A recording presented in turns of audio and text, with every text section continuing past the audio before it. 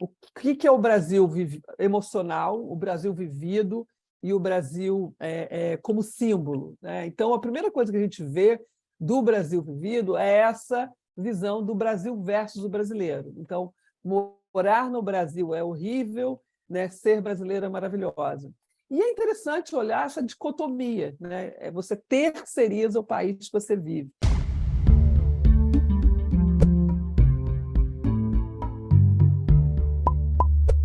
Como gerar valor para uma marca, uma empresa, uma organização? Propaganda, publicidade, claro, produtos competitivos historicamente foram usados para agregar valor. Mas no mundo em que as pessoas cada vez mais associam suas decisões a valores que não são apenas materiais, em que decisões de consumo são tomadas tendo em vista o que a marca representa para a sociedade em geral, gerar valor exige adaptação a essa nova ordem. O branding visa essa forma de conectar uma empresa, uma organização, com as pessoas. Mas e se a marca em questão for um país, o nosso país? Como avaliar a marca Brasil? Quais são as percepções que nós temos sobre nós mesmos, nós mesmas, enquanto país e enquanto povo? Para tentar entender mais sobre como nós nos enxergamos e como gerar valor para o Brasil, o canal no Brasil recebe Ana Couto, designer, publicitária, antropóloga, desbravadora no uso do branding no Brasil. Ana, é um grande prazer tê-la aqui conosco mais uma vez, viu?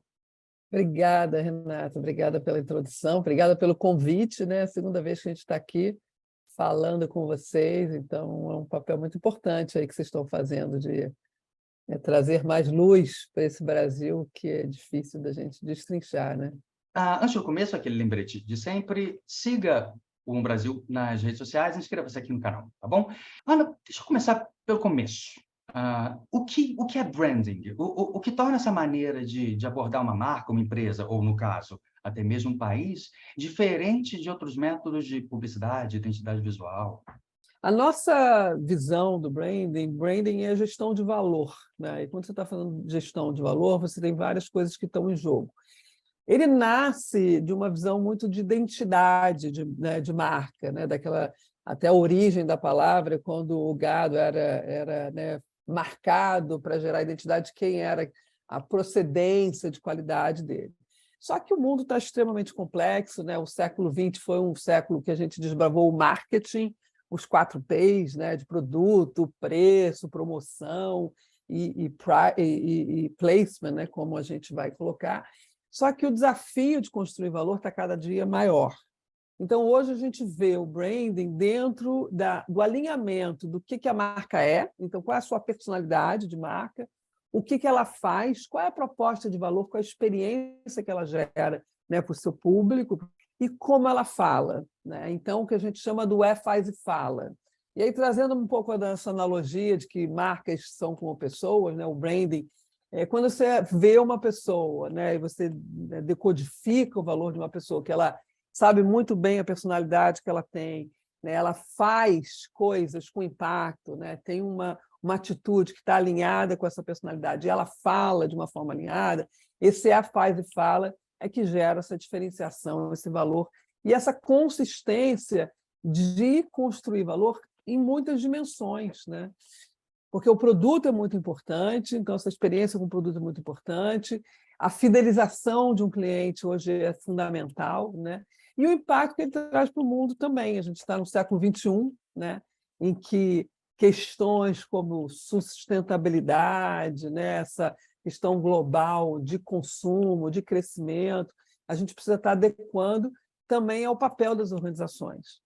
Então, acho que o branding tem essa disciplina mais holística, né, de alinhar essas 3 frentes, o faz e fala. E Ana, vocês, na sua empresa, Ana Couto, né, ela... e é bom estar falando com você, né, porque o nome da empresa Você É, né, está aqui conosco. Tem 30 anos agora, vamos fazer 30 anos no ano que vem. Uhum. Vocês lançaram agora, pouco tempo atrás, poucos meses atrás, um estudo que vocês, a ele deram um nome que para mim soa quase como um 3 tigres tristes, que é Branding Brasil. Às vezes é difícil falar 3 vezes rápido, né? Branding Brasil, mas a ideia é Branding de Brasil. aplicar essa Essa ideia dessa nova maneira de abordar como uma marca pode gerar valor a um país. De onde surgiu essa ideia de se aplicar esse método, não uma marca, não uma empresa, não uma organização, mas a um país como um todo? Como é que foi a adaptação desse método, provavelmente pensado especificamente para determinadas marcas, a um país? E por que você aceitou essa empreitada de fazer isso em relação ao nosso país? Eu acho que assim, tem algumas questões, tem uma questão pessoal, até eu morei muitos anos nos Estados Unidos, né? Voltei em 93 e comecei a olhar assim, gente, onde é que estão as marcas fortes brasileiras, né? E ali sempre foi voltar para trazer o design, minha formação é designer, para uma gestão de valor muito mais estratégica do que na época era vista. Tinha um mercado muito publicitário. Então, eu vim com essa missão e fundei a agência com essa missão, né? Então, cadê as marcas mais valiosas do Brasil e aonde que elas estão no ranking mundial?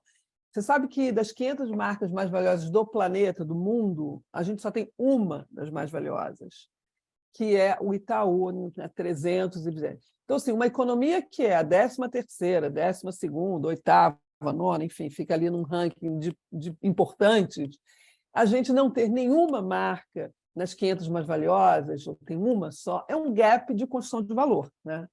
Então, isso foi uma questão que sempre nos motivou e a gente vem trabalhando com as organizações e trazendo a disciplina e o método do branding para a gestão de CEO, para a gestão executiva. Então, isso é um propósito, né? Isso é um objetivo da agência que vem há muito tempo e com certa frustração de que a gente não conseguiu colocar mais marcas nas mais valiosas ainda do mundo. Então, a gente tem marcas incríveis, globais, Havaiana, Natura, enfim. Então, mas elas não têm o valor, né, de marcas ainda importantes, se elas não estão na 500 mais valiosas. Então, isso foi uma questão. E depois o que a gente vem estudando é unânime, eu acho que isso, né, que o Brasil pode mais, sabe? Essa sensação de que a gente está sempre, né, numa visão de futuro que nunca acontece, enfim, essa sensação de que todos nós sentimos isso, era uma questão que nos motivava bastante. E aí, esse ano foi um ano muito emblemático, né? A gente está falando de um ano, 200 anos da República, 100 anos da Semana de Arte Moderna, a gente teve volta do Carnaval, eleições extremamente disputadas e Copa do Mundo. Então, é um ano que a gente precisa conhecer, entender e querer mais desse país, né? Nos alinharmos. E aí, para começar, a gente também já foi chamado várias vezes para fazer branding de cidade no Brasil, sobre um aspecto mais político ou turístico, né, mais aplicado, e a gente quis fazer uma coisa mais isenta. Então, a gente fez isso trazendo o método de gestão de valor, né, que são as ondas de valor que a gente chama. Então, a onda do Brasil, produto. Então, o que é, né, o custo-benefício de morar no Brasil, qual é o nível de conhecimento que a gente tem, qual é a diferenciação que esse país traz. A gente também avalia o Brasil na segunda onda, então, são das pessoas, qual é o nível de identificação que a gente está gerando, qual é o nível de fidelização que esse país gera, qual é a conexão emocional. E a gente também está avaliando o Brasil sobre a terceira onda de valor, né? Que a gente sempre trabalha nessa visão de que a gente precisa construir valor sobre as 3 ondas, que é a onda do propósito. Então, assim, qual é a visão do mundo que nós, enquanto país, compartilhamos? O que tem de impacto positivo que o país gera, né? E como é que a gente se mobiliza para a construção de valor? Então, a gente pegou o método exatamente que a gente traz para decodificar valor das organizações e trouxemos para o Brasil, né? Branding de país é muito feito, né? Peru fez, Austrália fez, Nova Zelândia fez. Branding de cidades é muito feito também, né? Então, é uma disciplina que já existe, que já, né, acontece e que a gente ainda não usufruiu de uma forma bastante estruturada. Então, o nosso objetivo era esse, trazer um pouco mais de visão e mobilizar as pessoas, né, no que a gente tem de potencial, né? Eu acho que esse que é o lugar que a gente quer, encontrar o potencial que o Brasil tem e destravar valor, né? A gente fala que o branding é esse lugar que destrava o valor. Então, foi muito interessante aplicar isso no Brasil? Eu queria até me aprofundar mais um pouquinho em alguns aspectos exatamente desse estudo de branding do Brasil que você capitaneou, que vocês fizeram, né, na Couto. Um dos aspectos que mais chamou a minha atenção, Ana, foi a ideia de diferenciar duas dimensões que, por vezes, até parecem entrar em contradição uma com a outra, né? Seria a ideia do Brasil contra, às vezes, o sentimento de brasilidade, né? O ser brasileiro, né? Vocês identificaram a percepção no país, me corrija se eu estiver errado, isolado, perdido, sem rumo e desunido, né? E tem uma frase muito emblemática que vocês citam no estudo, que é: o Brasil nos deixa tristes, mas a brasilidade nos deixa felizes, né? Exato, exato. Ana, como é que você dá essa contradição entre Brasil e brasilidade? Como ela é percebida por nós mesmos, nós mesmos? Deixa eu te falar um pouco antes, só da gente começar nos resultados, como é que foi o método da pesquisa, né? Porque é uma pesquisa feita pelo Valometry, que é a nossa plataforma de gestão de valor, e a gente começou a pesquisa monitorando 5 comunidades de 150 participantes do Brasil, das regiões do Brasil. Então, Norte, Nordeste, Sul, Centro-Oeste e Sudeste. E ali a gente começou a monitorar durante 5 meses vários, né, incentivos que a gente dava. O que é brasilidade? O que significa Brasil? E aí a gente começou a articular o que seria de um questionário. Ao mesmo tempo, a gente fez um social listening de mais de 600 tweets, né? Então, a gente começou a olhar 600 mil tweets no último ano sobre brasilidade. Com essa matéria-prima, a gente fez um questionário qualitativo para 2.500 pessoas respondendo, né?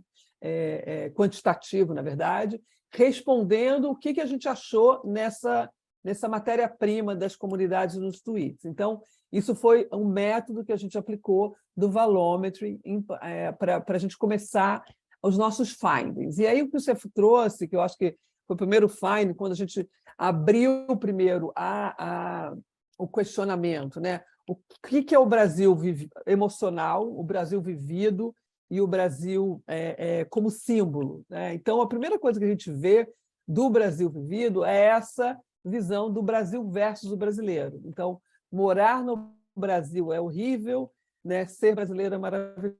E é interessante olhar essa dicotomia, né? Você terceiriza o país que você vive, de certa forma. Então, aqui já tem um achado que eu acho que, obviamente, olhando sobre o lado antropológico, já é muito interessante, né? Então, isso foi o primeiro finding desse lugar, assim, essa distância, né? Em que esse Brasil, né, quando ele é responsabilidade nossa, ele é um Brasil que não é bom, né? Mas quando eu sou brasileiro, eu fico muito feliz. Então, isso aparece constantemente, né? Brasil é horrível, mas ser brasileiro é bom demais. Esse é o primeiro finding da pesquisa.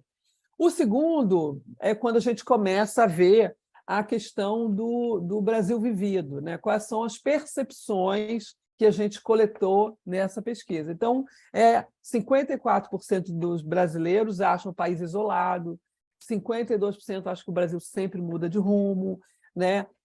Que a gente passa metade, 51% acho que a gente passa muito tempo brigando, e um dado assim, super, 48% moraria em outro país se pudesse, né? E quando a gente recorta esse dado para os jovens estão mais descolados emocionalmente. Então, 44% dizem que não se identificam com o Brasil, né? Entre 16 a 20 anos, 55% morariam em outro país, né? E 56% não acreditam que é um lugar bacana de se viver. Então, o que a gente tem aqui são gerações, né, que acreditam que o Brasil está desconectado, está sem rumo, né, está ruim, mas os jovens ainda mais descolados desse país, o que eu acho um ponto de atenção bastante grande, né? É uma geração que não viveu, talvez, né, as grandes vitórias, né, as grandes. Então, isso foi um ponto já, né, de findings interessantes. Agora, quando a gente entra, e aí ainda nessa pesquisa, né, quando a gente entra no assunto de símbolos, a gente encontra E aí essa polarização dos símbolos, né, da camisa e da bandeira terem sido capturados, de certa forma, politicamente por um líder, a gente vê que, na verdade, essa polarização que parece tão forte, ela não é tão forte assim. Né? Quando a gente pergunta, então 73% dos brasileiros acreditam na bandeira como um símbolo de união. Né? 60% acreditam que é ainda um significado de futuro. Né? E 60% acredita que é uma esperança, um símbolo de esperança. E a mesma coisa também se dá quando a gente está falando da camisa do Brasil, a camisa da seleção. Porque a gente, na camisa da seleção, é interessante, a gente tem um papel muito forte. Né? O futebol, para a gente, é símbolo de identidade. Então, a mesma coisa acontece quando a gente fez o estudo. Né? 65% acredita que a camisa da seleção é um símbolo de união, é de futuro, e 67% é um símbolo que expressa esperança. Né? Então, essa percepção, e aí a gente entrando no estudo que foi no começo desse ano, né, a gente ainda vê que a gente tem esses símbolos resgatados, o que, de certa forma, está acontecendo agora. Né? Na Copa, apesar de a gente já estar fora da Copa, foi um bom motivo para ver como o Brasil ainda vibra, né, a partir da bandeira e da camisa de uma forma mais unida do que desunida. Foi um dos aspectos que acho que mais salta aos olhos de qualquer pessoa que vê, né? Quando você, opa, os símbolos, né? Porque é uma questão. Muito forte no Brasil. Né? Eu até eu vi pela internet, né, a apresentação do estudo, né? Você até fez uma brincadeira no início em que você se pegou pensando se você deveria povoar o palco Exato, o onde seria feita a evento. apresentação com bandeiras do Brasil, exatamente devido a essa percepção de um símbolo que talvez tivesse sido apropriado por um lado. E o que me Exato. lembrou, Ana, uma coisa muito interessante, de um cientista político italiano, mas que se radicou muito tempo nos Estados Unidos, chamado Maurizio Viroli. Ele tem um livro que ele estuda a ideia de patriotismo, em que ele fala do significado da bandeira dos Estados Unidos durante o governo Nixon. Você colocar a bandeira dos Estados Unidos no quintal significava apoiar a guerra do Vietnã. E que ele, italiano, radicado nos Estados Unidos, via seus amigos, suas amigas, suas alunas, seus alunos se afastando da bandeira dos Estados Unidos, porque o significado que aquilo adquirira era de apoio a uma guerra que essas pessoas consideravam imoral. E aí ele se pegou pensando que essas pessoas, seus amigos, suas alunas, seus alunos, que ele via afastando do símbolo nacional, eram as pessoas que ele conhecia nesse país que não era dele, as mais solidárias em termos sociais, as que mais se sacrificavam pessoalmente por um grupo ampliado, que amavam seu país. Então, ele dedicou uma boa parte da carreira dele a estudar exatamente o fato de símbolos serem mais do que símbolos nacionais, símbolos gerais, mais do que momentos de apropriação específica, né? Isso no seu Exatamente. estudo fica muito interessante. E é bom que você aí no futuro que nos assiste, tá? Saiba que essa entrevista está sendo gravada no dia seguinte à segunda semifinal. Não sabemos quem ganhou a Copa, sabemos que é a França e a Argentina, mas sabemos que o Brasil não está entre os finalistas, tá? Mas, enfim, isso foi um ponto muito interessante. São números muito acima do 50%, né? 2/3 em relação à camisa da seleção brasileira, quase 75%, 3/4 da população, um símbolo nacional. E outro aspecto que eu queria te perguntar especificamente, Ana, é saudade, né? Vocês perceberam que sentem falta de utilizar os símbolos nacionais. Esse dado também chamou a sua atenção? Eu acho que assim, quando a gente estuda, eu acho que isso que é importante, da gente trazer luz, né, a sensações de que às vezes estão aí que a gente não tem clareza. E quando a gente estuda dados, né, e quando a gente tem um livro que eu acho que é muito interessante, não sei se você já leu também, chamado Factfulness, né? O que é o Factfulness? Ele fala assim, quando a gente estuda dados, a gente vê que muitas premissas que a gente acha que são verdadeiras não são. Em questões muito polarizadas, as pontas fazem muito barulho. Então, parece que está tudo assim, totalmente polarizado, mas, na verdade, está falando de 70% da população se identifica com a bandeira, se identifica ainda com... Não interessa, né, o lado político que, deste momento, né, que foi capturado, foi raptado, enfim. Então, o meio do Brasil é o mais importante, e esse que é a liga que a gente precisa dar, né? Então, eu acho que esse é um ponto de atenção. Galera, as pontas estão muito polarizadas, mas a gente está falando aqui de 70% da população que ainda têm algo em comum.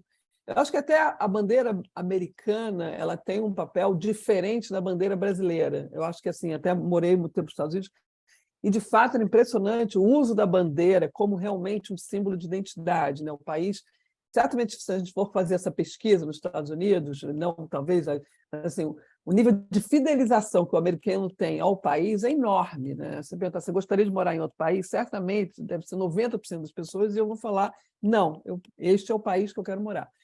Então, o que a gente tem aqui, a bandeira americana sempre foi um ícone de união, né? Como eles têm. Assim, a gente nunca teve isso tão claro. A gente veio. O hino nacional deles é o hino à bandeira, né? A letra do... Exatamente. A gente se une sempre por esse motivo passional do futebol, né? Então, é interessante ver isso também, né? Que a gente.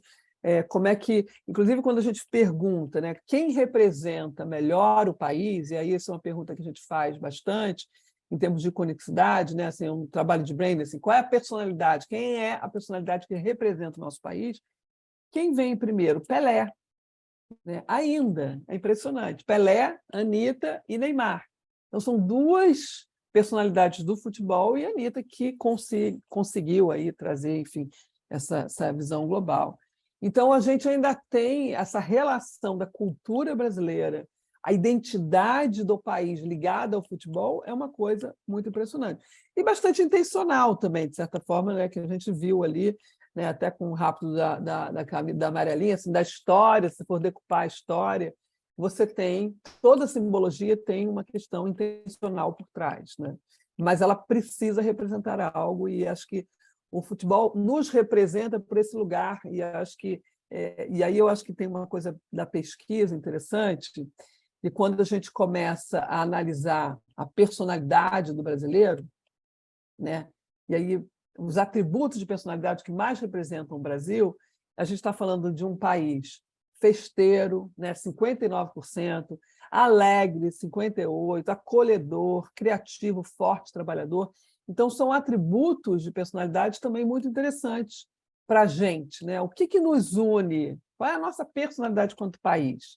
Ana, isso é um aspecto muito bacana da pesquisa mesmo, que exatamente vocês apresentaram uma série de atributos, de qualidades, né? E pedindo que as pessoas selecionassem o que Pontuassem. representava ser Exato, brasileiro, né?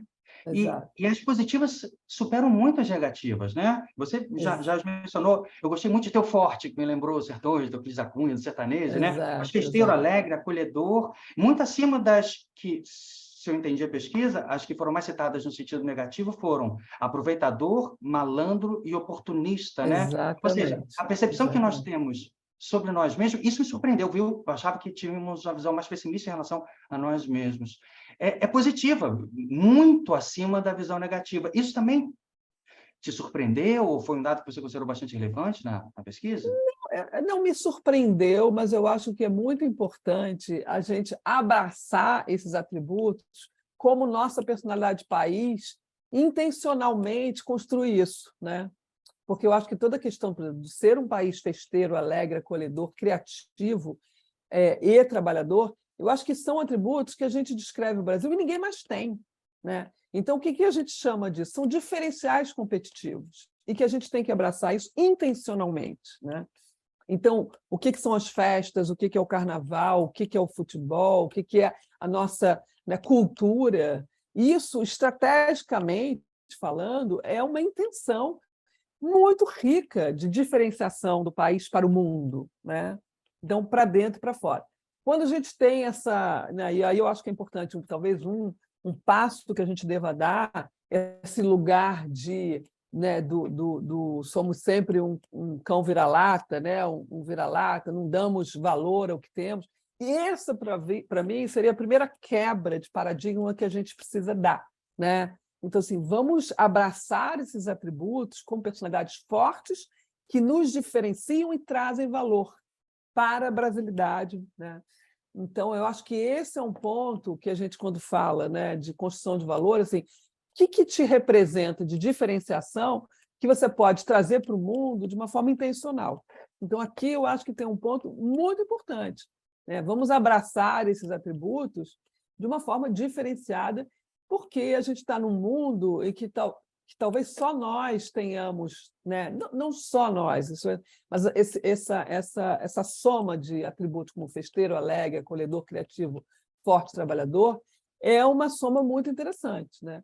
Pensando Estados Unidos, Europa, assim, ou outros países, isso eu acho que a gente tem de único. E se a gente realmente fizer isso uma questão estratégica, a gente pode ir bem mais longe. E aproveitando as ferramentas que o branding dá, vocês, na pesquisa, também indicaram aqueles que são os impulsionadores no Brasil, Perfeito. detratores e aceleradores. Eu queria ouvir um pouco desses três aspectos. Os impulsionadores, né? O que são impulsionadores para uma marca, no caso? Para um país? E quais são os impulsionadores do Brasil e desse ser brasileiro, da brasilidade? Perfeito, perfeito. Então, como a gente, né, o branding é gestão de valor, quando a gente entra numa organização, a gente faz o primeiro diagnóstico, sempre, né, sobre a visão interna, visão do mercado e visão externa dos stakeholders. Então, aqui a gente sempre começa decodificando valor.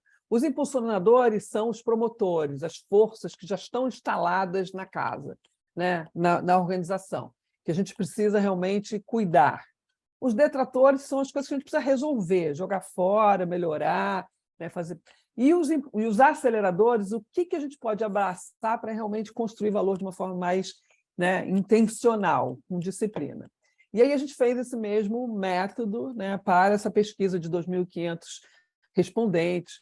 E aí foi muito interessante. Então, quando a gente fala assim, o que são os impulsionadores do Brasil, né, o que a gente concorda que são as forças instaladas na brasilidade, vem esses aspectos: união, resiliência, capacidade de ir mais longe. Então, quando a gente olha, né, o resultado, 70% dos brasileiros acreditam, concordam que somos capazes de qualquer coisa quando nos unimos, né? Então, assim, a questão de se mobilizar para algo, quando nos unimos. 65% concorda que a gente consegue reerguer após qualquer dificuldade. Então, a gente tem essa resiliência, né? Eu acho que é um povo resiliente. 63% concorda que a gente tem oportunidades brasileiras que vai mais longe quando tem, né, uma oportunidade. Então, assim, a oportunidade e a possibilidade de ir mais longe é uma característica da brasilidade. E 60% concorda que a gente aprende qualquer coisa para fazer melhor. Então, apesar dessa síndrome do vira-lata, a gente tem muita potência aqui na percepção de valor, né? O que eu acho interessante da gente abraçar isso de verdade, né? Então, talvez essa síndrome do vira-lata já tenha que, né, ser repensada, talvez ela não seja tão verdade assim. Então, esses são os impulsionadores. Quando fala dos detratores, e aí eu acho que o maior ponto, né, de evolução numa organização, numa pessoa, é entender quais são as falhas. Então, o que o brasileiro acha? Que o Brasil é muito desconectado com os outros, com o mundo, então é um país isolado, isso eu acho que é interessante, de fato, né? 54% acham que o Brasil está ilhado, 52% acredita que a gente sempre muda de rumo, e isso eu acho que é um ponto importante, né? A gente está sempre essa falta de visão de todos para onde que a gente quer ir. 51% acho que a gente passa muito tempo brigando entre si, então essa polarização está tomando. E eu não acho que é de agora somente, eu acho que essa polarização sempre foi uma questão muito forte, né? Pela origem, pela história do Brasil. E 50% acho que a gente não leva nada a sério, né? Eu acho que são consequências aí da gente estar mudando o rumo. Então, resumindo, os nossos detratores: falta de conexão com o mundo, problemas de planejamento e brigas internas. Me parecem que, de fato, isso são detratores que a gente vê aí com certa, né, frequência, e eu acho que isso é um ponto muito forte de trabalhar. E aí, quando a gente pergunta quais são os aceleradores, né, eu acho que esse que é um ponto que a gente está olhando, e aí eu acho bacana, porque eu acho que está tudo aí, é uma questão, né, de... 65% acho que a gente é uma potência ecológica, que a gente deve ser uma potência ecológica para o mundo, isso é fato, né? Agora, assumir isso, né, é uma coisa importante. 61% acredita nas nossas riquezas e nossas matérias-primas para o mundo. De fato, a gente é um país ainda da commodity, mas como é que a gente pode transformar isso em mais riqueza? E 58% acha que a gente é uma potência artística, e, de fato, a gente é uma potência artística. como é que isso também vira uma intenção, né, de indústria, de política nossa. E achei bacana esse dado, que 56% acreditam que teremos as próximas empresas que vão resolver os problemas do mundo. Então, volta a ter um nível de ambição que eu acho que é muito importante. Eu acho que o Brasil precisa ter esse sonho, essa ambição, né, de ter um protagonismo mundial e de resolver. Então, acho que a gente tem aceleradores bem interessantes e é uma questão, de novo, né, de assumi-los como uma pauta estruturante. Eu já vi você falar em outros momentos, e até para nós mesmos aqui no Canal Brasil, também um tempo atrás, um problema nacional, que são as desigualdades, né? Para não falar outros grandes problemas, já ouvi você falando que o Brasil é o país mais racista do mundo, Eu o acho, preconceito com contra as mulheres certeza, é eu acho muito que significativo. E aí, um dos aspectos da pesquisa que me chamou muita atenção também, Ana, foi exatamente o fato de que, entre grupos minorizados, não necessariamente grupos são minoria, alguns são majoritários, inclusive, mas que são colocados numa posição abaixo da que mereciam ter em qualquer sociedade saudável, refiro-me aqui às mulheres, às pessoas mais pobres, às pessoas negras, às pessoas com menos estudo. Esses grupos minorizados, nesse sentido específico, são os grupos que enxergam um potencial positivo, tanto no Brasil quanto na a brasilidade de ser brasilidade, brasileiro. Esse foi um dos perfeito. dados, porque intuitivamente, e eu estava errado, mas intuitivamente eu acreditava que essas pessoas, exatamente por estarem na posição em que estão, injusta posição em que estão, deveriam se insurgir contra tanto o Brasil quanto talvez um povo que talvez as coloque, essas comunidades, não sei. E não, é o contrário. Por quê, Ana? Eu acho que eles, primeiro, assim, já tem uma identificação muito grande, tem uma esperança muito grande, né? Então, é um povo que luta, trabalha, ainda está identificado com a brasilidade e com o país que mora, né? Então, acho que essa força do povo, né? Vamos colocar assim de uma forma mais, ainda é muito presente, gera uma identificação muito grande. É um país que é acolhedor, de certa forma, né? Apesar de todas as dificuldades, apesar de gerar um nível de fidelização, de desigualdade de custo-benefício muito baixa, né? Então, acho que assim, eles estão quase para o que der e vier, sabe? Estão alinhados, estão aqui, não sei se por falta também de opção, né? Porque quando a gente entra né, com um nível de estudo maior, né, eles têm uma visão ao contrário, né? Eles acreditam mais na brasilidade, porque talvez se sintam menos no Brasil como estrutura, né? Então, acho que a gente gera aqui percepções que não são iguais para todos, né? E isso eu acho que é uma granularidade que a gente precisa entender também, né? Que como é que o Brasil é diferente para muitas pessoas. E dependendo de onde você está, né, da sua, enfim, da sua raça ou da sua nível de escolaridade, você tem Brasis muito diferentes. E a pergunta é como, né, a gente vai fazer um Brasil que é melhor para todos, porque a gente, né, toda a nossa fortaleza, criatividade, está nessas pessoas, está nessa integração, né? Então, por exemplo, o Nordeste é mais esperançoso com o Brasil e com o brasileiro, diferente do Sudeste, né?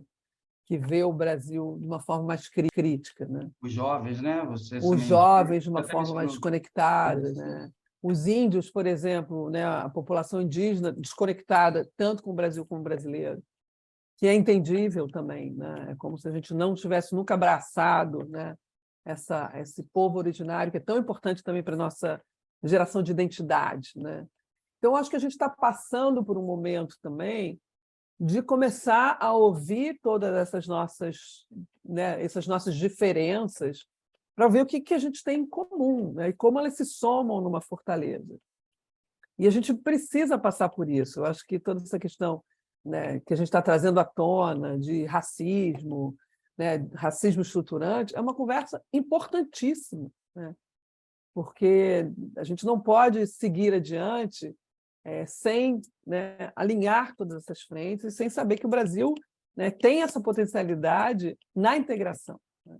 Ana, agora, nesse estudo de branding que você há muito tempo faz, tem uma avaliação, né? É um teste. Você, se não me engano, tem acho que é Brand Value Score, um nome que vocês dão, Perfeito. que varia de menos 100 a mais 100, né? De 100 negativos até 100 negativos. Queria saber de você, Ana, qual foi a nota do Brasil? Agora que a gente está em dezembro, né? Nós passamos de ano ou ficamos em prova final? Aqui, eu acho que é interessante a gente avaliar, não sobre a ótica de nota, por que eu vou falar não sobre a ótica de nota, no sentido de pegar aquilo e falar assim, é porque a gente não, como a gente aplicou esse estudo para o Brasil, a gente não tem outros países que a gente aplicou o mesmo estudo por causa da metodologia do valômetro, tá? Então, em termos de passou de ano ou não passou, eu acho que a gente não vai conseguir ter isso, porque eu não sei, né, até a nossa intenção é fazer isso globalmente, mas agora a gente só tem o Brasil. Então, olhando menos, e é como se fosse um NPS, né? Olhando a nota, a gente tem menos 30 nessa escala. E aí a escala está balizada nas 3 ondas de valor, né? O país como produto, o país que gera identificação com as pessoas, que é a segunda onda, e o país que tem uma visão de mundo, que é o propósito, que é a terceira onda. Então, a primeira onda que baliza, que a primeira nota, que é o país como produto, como é que a marca gera, a gente conhece esse Brasil, qual é o custo-benefício desse país, né, o negócio faz, e como é que a comunicação, os nossos diferenciais, a gente tem uma nota bastante também ruim, que é menos 26, mas o que mais pesa nessa avaliação de país como produto é o custo-benefício, que foi a pior nota. Então, o Brasil tem um bom custo-benefício, quer dizer, o que ele entrega de valor é o que a gente realmente está conseguindo adequar, né? E essa é menos 38. Então, a gente precisa, né, ter um país que tenha o melhor custo-benefício de vida, né? Aqui as coisas são caras. Então, acho que essa é a primeira equação aqui que a gente precisa ver, né? Custo-benefício de morar no país não está positivo. Quando a gente entra na segunda onda, que é essa geração de identificação, né, com o país, a fidelização que o país gera e a conexão emocional, é engraçado, né? A segunda onda de geração de identificação de pessoas, o país é menos 20, é a melhor, é a menos pior nota, né? Mas o que mais chamou a atenção é menos 25 para conexão emocional. Então, a gente começa a ter um país que não é tão conectado, tão apaixonado, talvez como as gerações anteriores, né? E o nível de fidelização é menos 15, que é uma nota mais baixa, mas também pensando que os jovens estão mais conectados, mas não são todos que estão tão desconectados. Então, assim, moraria em outro país, os jovens, 58%, morariam em outro país. Os outros não tanto, tá? Mas me chamou a atenção essa desconexão emocional, que eu acho que é um país que sempre foi muito apaixonado, né? Esse Brasil brasileiro. Mas o que mais destoa na nota, que mais pontua negativamente, é a visão de propósito, né? E, assim, que visão de mundo a gente quer? Qual é o nosso impacto que a gente causa positivo, né, para a gente, para o planeta e para o mundo? E como é que a gente se mobiliza? Nessa, todas as notas são abaixo de 30. Então, nós não temos uma visão de mundo alinhada, menos 31. A gente não tem impacto positivo quando a gente poderia, menos 33. E a gente não mobiliza as pessoas numa visão única, né? Porque todas estão um pouco conectadas. Então, essa onda 3 de propósito é menos 33. Né? Então, aqui a soma do Brand Value Score é menos 30, entendendo que tem alguns pontos de atenção bastante grandes, né? Custo-benefício do país muito baixo, conexão emocional mais baixo do que, na minha percepção, teria, e a questão que eu acho que é clara, assim, visão de mundo, impacto positivo, mobilização. A gente, quando se mobiliza, pode fazer qualquer coisa, mas a gente ainda não sabe para que a gente se mobiliza. A gente se mobiliza bem quando a gente bota a Anitta lá no top 5 do Spotify, no top 1, né? Mas é muito pouco para a gente assumir responsabilidade. Né? E isso diante da comunidade internacional dos países, das pessoas dos outros países, né? Tem um conceito que já existe há umas 2, 3 décadas, que é a ideia de soft power, né? Que é a ideia de uma sociedade, de um país, o que ela leva para outros países, para outras sociedades, de atração ou repulsa. né? Exato, O soft power é exato. neutro, né? Ele pode ser Sim, positivo sim, ou negativo, exato, né? exato. Por exemplo, historicamente, no Brasil, você mencionou aqui nessa nossa conversa futebol, meio ambiente, os símbolos nacionais, né? Durante muito tempo foi positiva essa visão, pelo menos é a percepção que eu tenho, talvez você também. Isso pode ser ruim para o Brasil, que quer se tornar um país que atraia pessoas, que atrai investimento, que atrai aliados. O fato de talvez grande parte disso que era um soft power positivo, talvez não esteja sendo tão positivo nesse momento. O que a gente... Vamos pensar assim, que a reputação, né, do valor, ela tem sempre como se fosse dinheiro no banco, crédito, né? Então, acho que o Brasil tem crédito no mundo, né? Quando a gente faz, né, quando a Havaianas lança lá na França, a Havaianas com a bandeirinha brasileira, é a que mais vende, é a que mais tem. Então, existe ainda crédito da brasilidade, né? Que a gente precisa ressignificar e construir valor constantemente, porque é um trabalho contínuo, né, de gestão, de gerir e gerar valor. Então, eu acho que o crédito de brasilidade, nossa proposta também é o ano que vem, primeira vez a gente fez de dentro para dentro, então como é que a gente se percebe, porque geralmente você faz de fora para dentro, né? E eu acho que talvez enfim, é um estudo que a gente vai continuar fazendo, como é que o mundo percebe a gente, o que a gente tem, né, para trazer de valor para o mundo. Mas eu acho que a gente ainda tem bastante crédito, né? Você vê até pelo futebol, quem torce pela gente. Então, acho que a equação não me parece que está negativa, né? Eu acho que ela passa... A gente gastou alguns créditos, né? Tem uma questão meio ambiente, o país é percebido, a gente, né, fez várias conversas com clientes nossos, por exemplo, marcas nossas globais, né? Então, Natura, a percepção de valor, né, que a Natura traz para a Amazônia, como é que isso é importante para a construção de valor da Natura. Havaianas, né, que tem essa construção de valor também de muita brasilidade, uma marca que tem a brasilidade assim, com todas as... Então, isso eu acho que ainda tá positivo, esse crédito. Eu acho que a gente não entrou a gente não está devendo no banco, não. Mas a gente vai diminuindo um pouco nossa poupança. Eu acho que, né, nesses últimos anos a gente vai diminuindo. E o papel aqui, quando a gente fala dos aceleradores, é abraçar essas potencialidades, né? Abraçar essa personalidade e tornar isso um papel público, privado, da cidadania, da comunidade, de todos, né? Porque aí eu acho que a gente começa a ter uma visão de longo prazo. Ana Couto, foi um enorme prazer receber você aqui no Canal Brasil mais uma vez, viu? Muito obrigado pela entrevista. Muito obrigada a você pela conversa, é sempre ótimo aqui estar pensando, falando e construindo valor, né, para o nosso Brasil.